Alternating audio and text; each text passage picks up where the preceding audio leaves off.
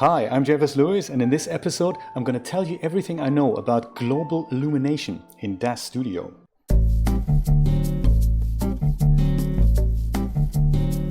Welcome back to another exciting episode of DAZ Studio 101. This is a continuation of the previous episode in which I was talking about mesh lights, and today we're going to talk about something that's often misunderstood and difficult to explain, and I'm hoping I can make that as easy and smooth as possible for everyone. It is, of course, global illumination. It's also known as environment lighting, and it has to do with two other words that are kind of floating around, and I'd like to first of all explain all of those before we get started, and then we can see how that all fits together. Those terms are global illumination, image-based lighting, or IBL for short, and HDRIs, or high dynamic range images. And they all kind of work together. Let's have a look at those words first. So global illumination is a technique that we can use to illuminate, much like the name suggests, our scene. Could be a character, could be a whole city scene, from all angles at the same time. That's what that means. Lighting from everywhere. That's what global illumination really means. We're going to use a technique called image-based lighting for that. Image-based lighting means that rather than using a flat color to illuminate an image like we saw in the previous episode with a mesh light, we could also use a texture to create the same effect. So rather than use a flat color, we can use a texture. So that's image-based lighting. We're using images, textures as a source for lighting rather than colors. And the third thing is high dynamic range images, or HDRIs, or HDR images. And those are the textures that we use to create that effect in image-based lighting. That's how these things work together. So if you remember, last time I showed you the principle in which we have a plane here, and this is exactly like what we saw last time here. This is a plane here that just emits white light, and we have nothing else in our scene. I've switched off my environment light, and we have a plane on the bottom here that's just got a texture on it, and it's kind of a granite effect or whatever. So that's all that is. So last time I showed you that if I select my light here, and I head over to my surface property, and I head over to the emission channel, I can turn this from a kind of a light gray to something like an orange, for example. And then the effect that we get in our scene is that it is illuminated in an orange light. Or we can go and use a red light for that. You don't have to put on the red light. So let's not do that. Let's go back to gray here. But instead of a flat color, I could use an image. So like this little triangle here, that makes that happen in DAZ Studio. So click on that. Head over to Browse and pick a texture.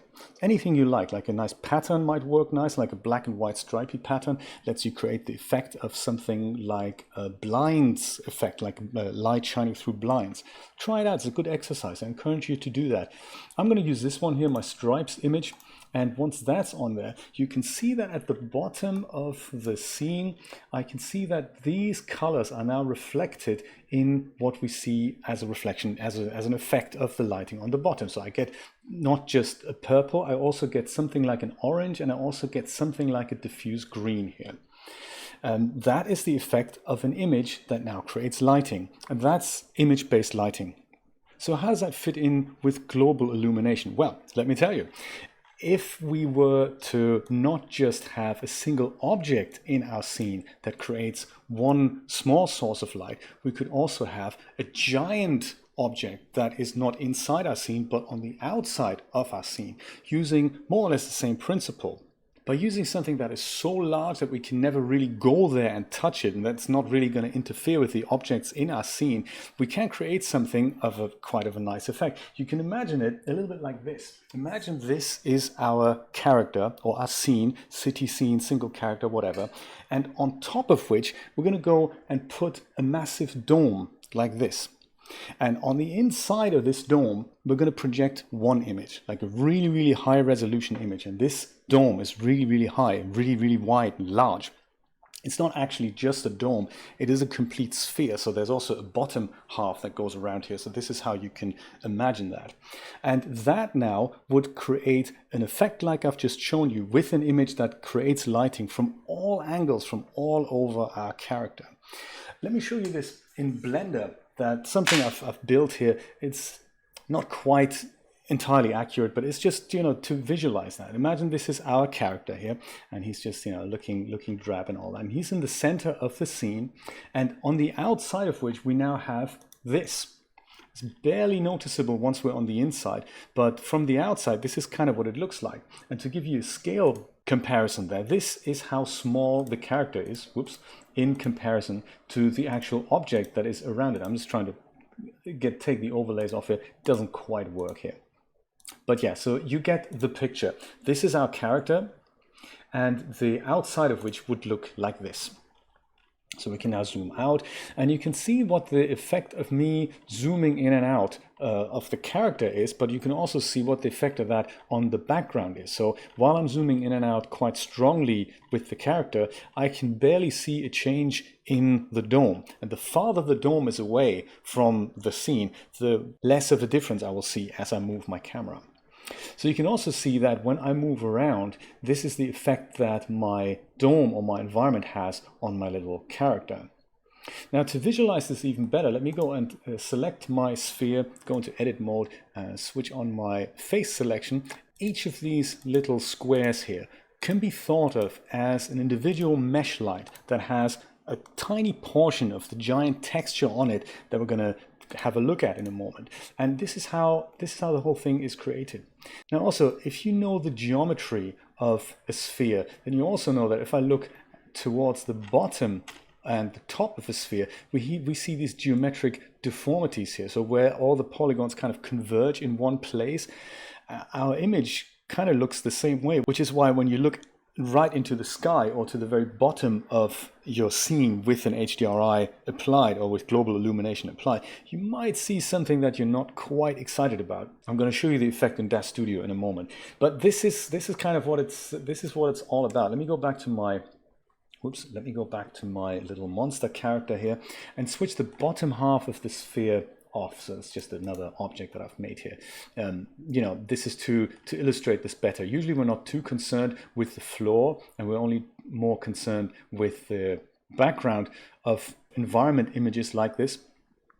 You have to be aware that this is all just make-believe, like it's an illusion. We use this because it kind of works as a tool, but it's not a perfect solution to everything. So you can see what happens if I look at my character kind of from the bottom, that the ground of the image might come into view, or if I look at him from the very top, this may not look great, but we're going to see some examples of that in DAZ Studio in a moment.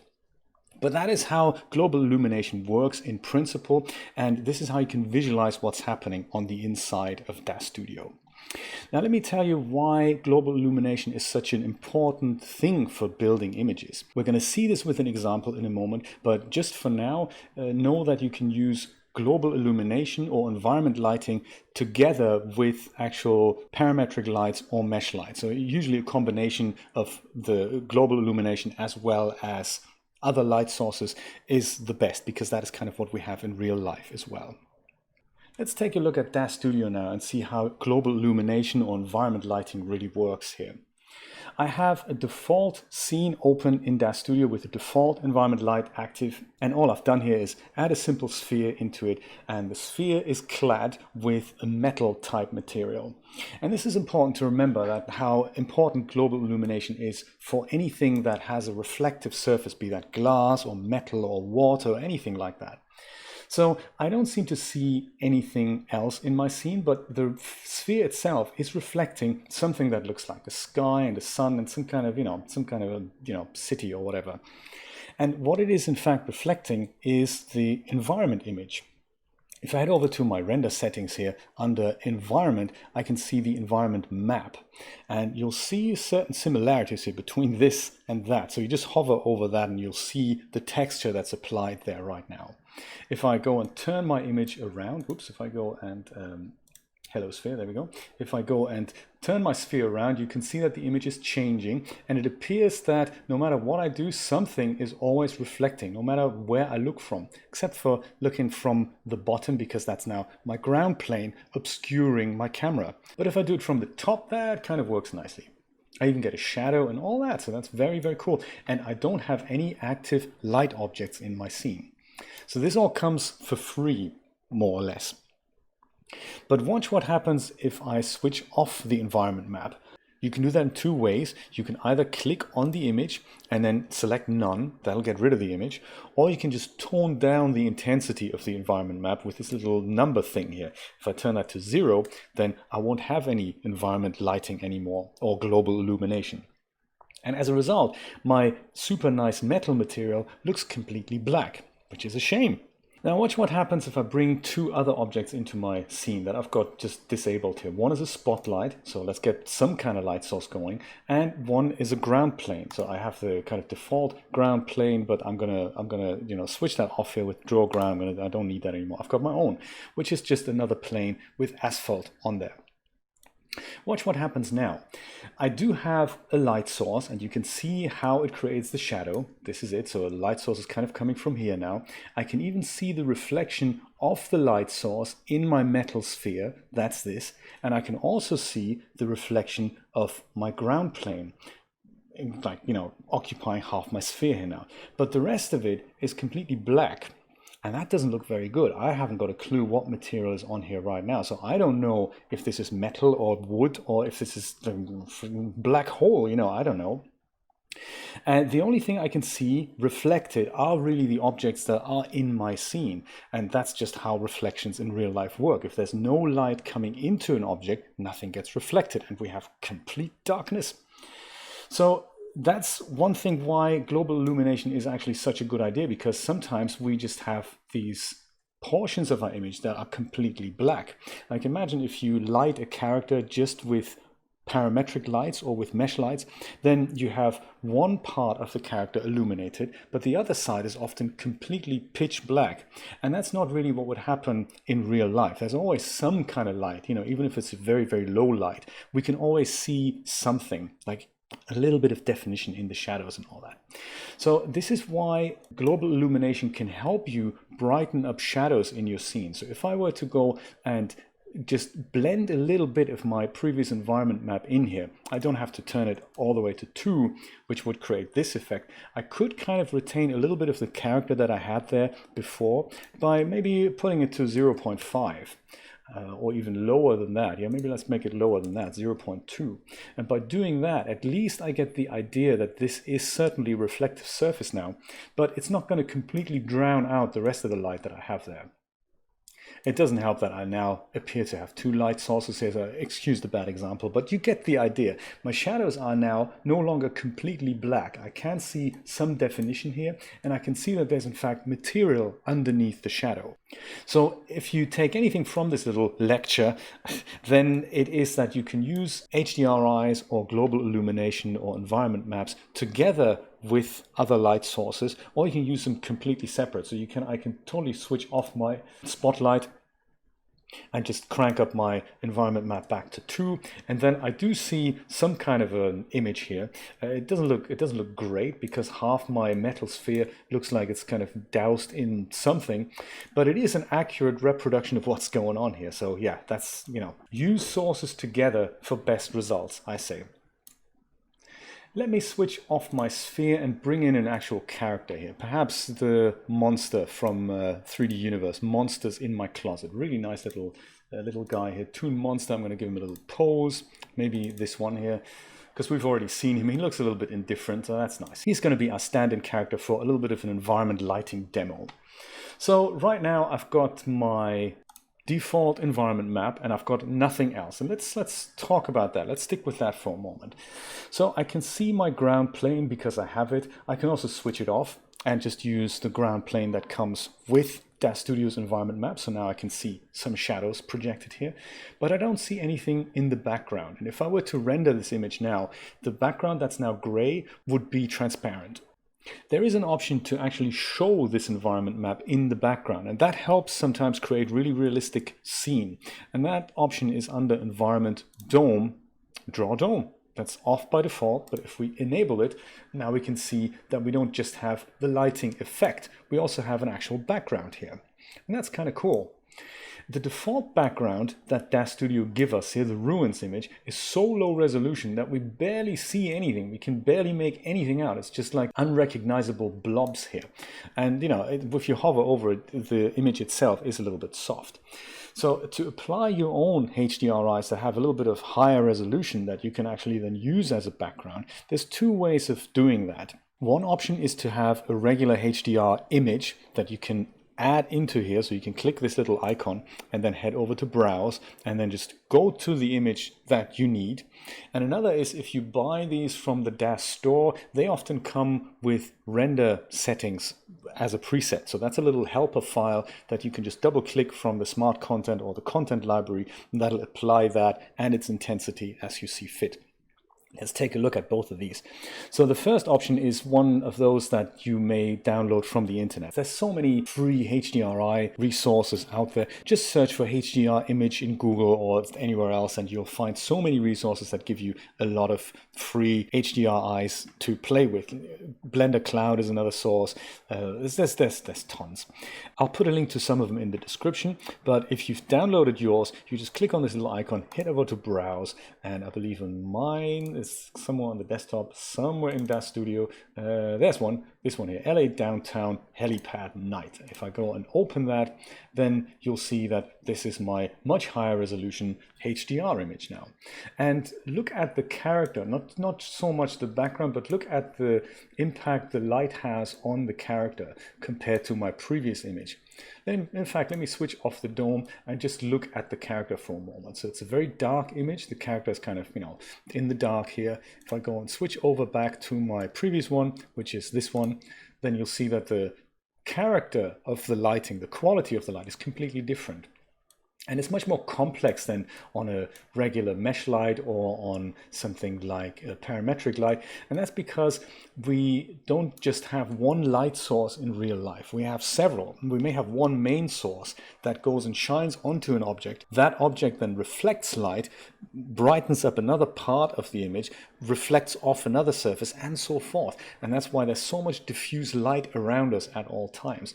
And depending on how many light sources and how many bouncy reflective surfaces we have, we get a very different quality of the light.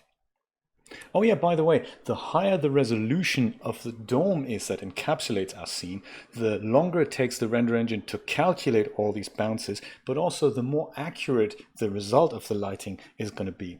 DAZ Studio offers an option to adjust the environment lighting resolution over here. It's set to 512, but you can crank that up or lower it down, and that might speed up your render results or might, take a lot longer.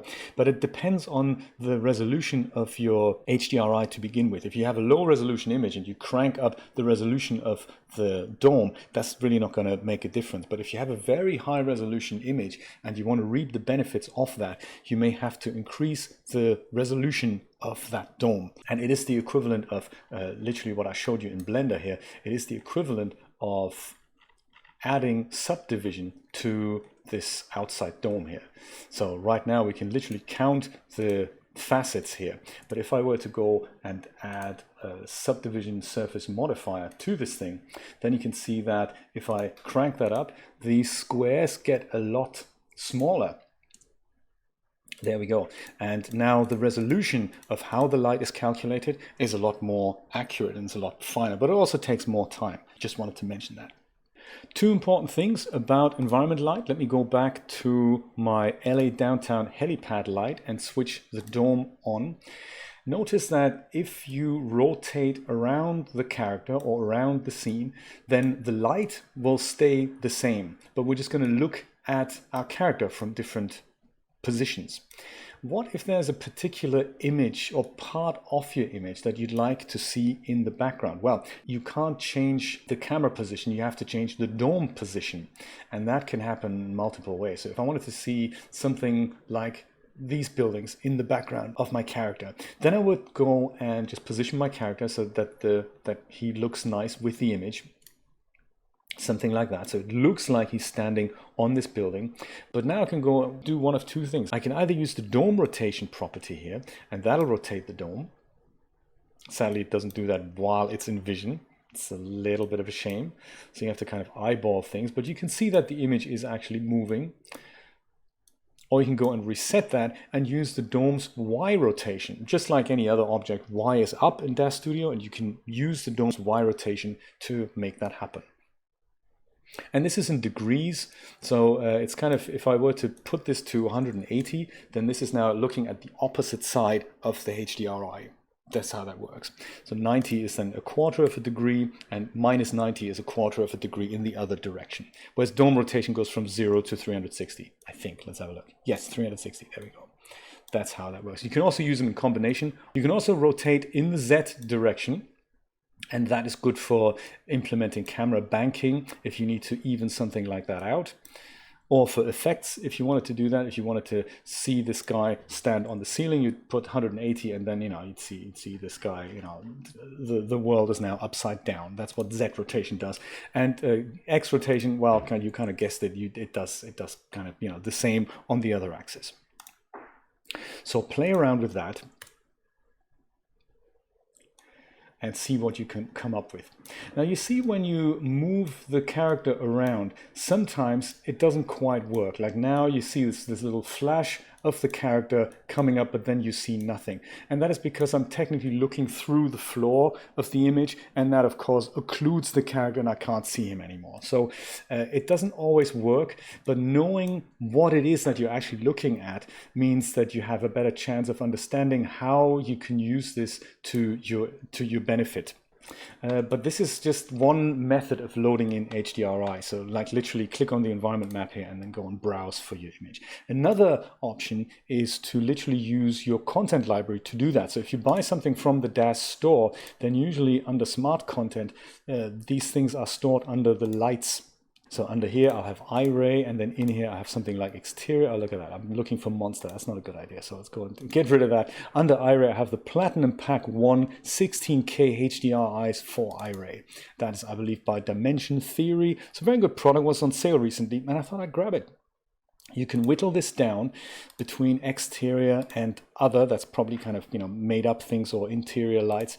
If we stick with the exterior ones here, you can see that these come in several resolutions. Sometimes content creators do that so that we can save on memory there. If we don't need a super high resolution image, we can have the same one as a slightly lower resolution and kind of a medium resolution here.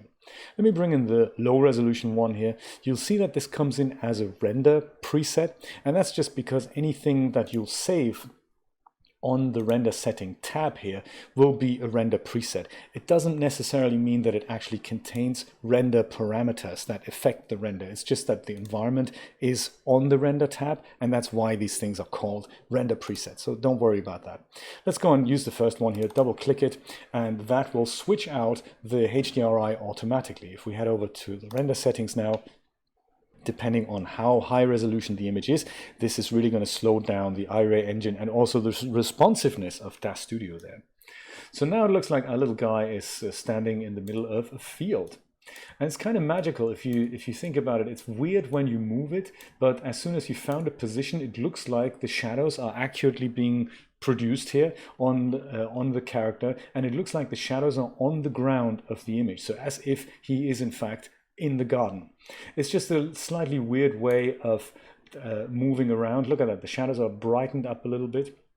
I can turn him around maybe if DAZ Studio lets me. There we go.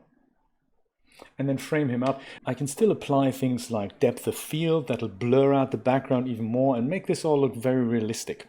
There are a lot of parameters that you can play around with, and I just wanted to give you a brief overview and, you know, play around with this and see what you find out. One thing I just wanted to make you aware of is in the environment tab here under environment mode.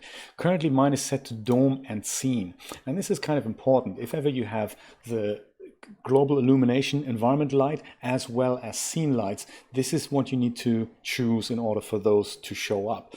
If you use dome only, then any additional light sources that you have in your scene won't show up. So if I go and put my spotlight back, it has no effect on the scene because right now DAZ Studio is ignoring that. It only uses the dome light or the environment light, the Global Illumination.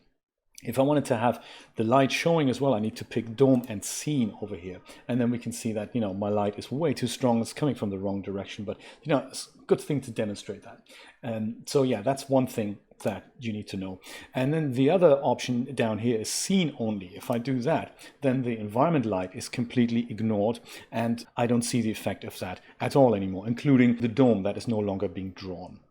There's also a fourth option, which is sun and sky only, and that lets DAZ Studio completely ignore an environment map and uses its own source of global illumination by accurately calculating the sun and sky light at a position on Earth. I have another video on my channel in which I'm explaining how to set that. Check that out if you're interested in that. But for now, I'm going to leave it on dome and scene, and I'm just going to go and switch off my spotlight here. The other thing that might be interested to know about is the dome mode. This is how the Iray engine draws that dome that I showed you in Blender. Infinite sphere looks like it's infinitely far away. Infinite sphere with ground is essentially, if you look at it, some geometric disturbances are happening here. This is now a half dome flattened out at the bottom, so it's not a full circle. That was the first one is infinite sphere. This is like a completely round sphere around your scene. Infinite sphere with ground is basically a half circle that's flattened at the bottom. Finite sphere and finite sphere with ground is essentially the same, but the sphere is a little bit smaller, I guess. I'm just trying to explain this to myself. That is what makes most sense to me. I don't see much of a difference between finite sphere and infinite sphere. I do see a difference in finite box though. So in this instance, we don't have a sphere with lots of geometry anymore. We have literally a cube encapsulating our scene. And that is very light on the rendering. So it's cheaper to render, cheaper not in terms of price, but in terms of, processing power. So your scenes might render faster if you use that. And you have the same thing with the ground. So play around with these options and see which one makes your scene look best. I believe infinite sphere is the default here. And as you change these, some of the other parameters at the bottom also change. So, lots to play around with. I'm not going to go through this. I just wanted to give you a brief and basic overview of how to get started with your global illumination. So in summary then, we have global illumination, which is the same as the environment light, as DAZ Studio calls it, or as Iray calls it.